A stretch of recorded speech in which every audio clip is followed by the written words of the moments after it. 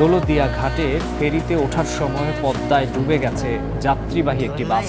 এই ঘটনায় এখন পর্যন্ত 2 জনের মরদেহ উদ্ধার করেছে ডুবুরি দল। বেশ কয়েকজন সাঁতরে তীরে উঠলেও নিখোঁজ রয়েছেন অনেকেই।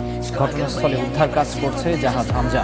বাসটিতে অন্তত 40 জন যাত্রী ছিলেন বলে জানিয়েছেন প্রত্যক্ষদর্শীরা।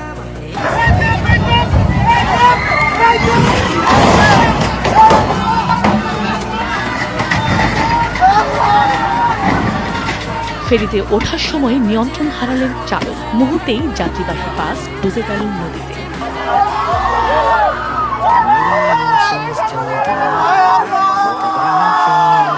বাস থেকে বেরিয়ে সাঁতরে প্রাণী রক্ষা পেয়েছেন কয়েকজন যাত্রী। হতাহতের শঙ্কা অনেকেরই।